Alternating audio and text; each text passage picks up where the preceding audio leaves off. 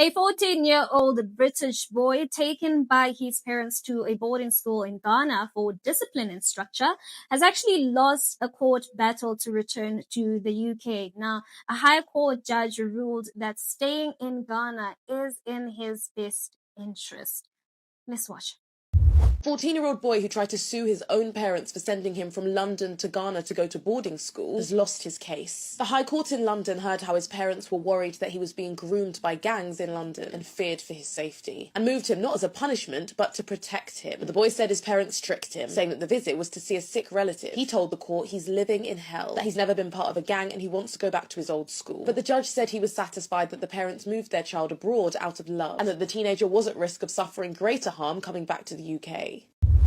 According to court documents, the boy's parents were concerned about his behavior in London, including unexplained money and allegedly carrying a knife, something that he denies, of course. And the parents told him that they were visiting a sick relative. But once in Ghana, they actually enrolled him in school.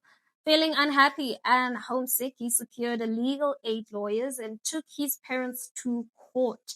Now, on Monday, the judge decided that he must remain in Ghana until he completes the equivalent of his GCSEs.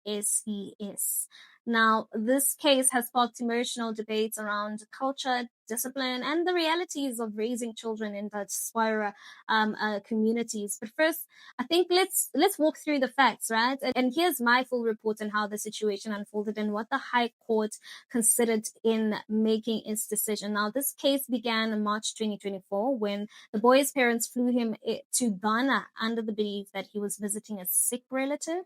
The court filings reveal that the parents, worried about what they described as troubling behavior, it decided that a structured environment in Ghana would help redirect their child's future. Now, the boy disputed these claims, insisting that he was not in a gang and did not carry a weapon, and feeling isolated and homesick, he managed to contact legal support and brought to a case to the High Court in London, arguing that he had been misled and taken abroad without consent and should be allowed to return home. Now, on Monday, the judge ruled that returning to the UK now would not be in his long-term interests. The court emphasized his improved attendance, reduced behavioral issues, and the stable environment provided by the Ghanaian school. Now, the decision has triggered debate among diaspora families, and with some calling the parents' actions drastic, while others praise them for intervening early to save their child from the streets. Now, first, let me say this plainly. Some of these diaspora children do not know how good they have it. And the audacity, the sheer audacity of taking your own parents to court because they moved you to a safer environment, that says a lot. And I'm not dismissing the boy's feelings, right? Homesickness is real. Moving countries at that age, I'm sure, is very much traumatic. But we cannot ignore why his parents acted. We know the streets of London has swallowed too many black boys. We know the knife crime statistics. We know how quickly a child can get caught in the wrong crowd. And we know how many parents cry over children society failed to protect. So when I see parents taking decisive action before tragedy strikes, I can't help but see love and not cruelty. I mean, growing in South Africa, many of us were raised with structure, right? Our aunties, our uncles, our grandparents, and the whole community was constantly checking on you. If you misbehaved, you were corrected swiftly and with intention, not harmed, but guided.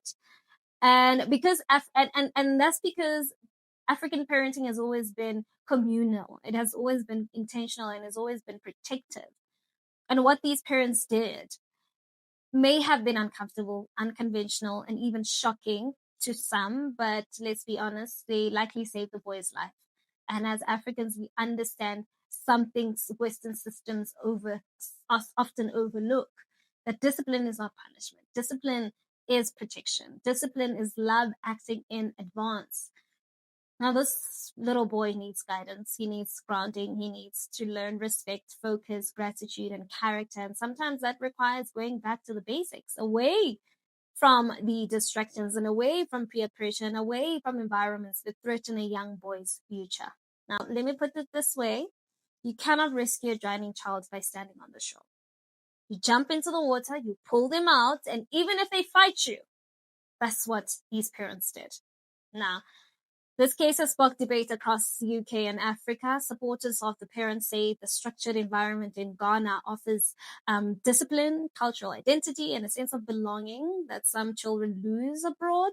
Another criticized the method, saying that tricking a child into traveling is ethically questionable and raises concerns about freedom and trauma. So where do we land on this? For me, I think the story speaks to universal truth in African households. Your parents will do anything to protect you, and even when you can't see even when you can't see the danger yourself. This boy is 14, a child. He may not understand the value of what his parents are doing right now, but one day he will. One day he'll look back and realize that they fought harder for his future than he was fighting for himself, and he does not need punishment. He needs direction. He does not need Western freedom. He needs African grounding. And he certainly does not need a street reputation. He actually needs education. Now, that's just my thoughts. Please, let's continue the conversation in the comment section. I want to hear what your thoughts are on this story. And while you're at it, don't forget to give this video a thumbs up. That's it from me. Till we meet again, it is bye-bye for now.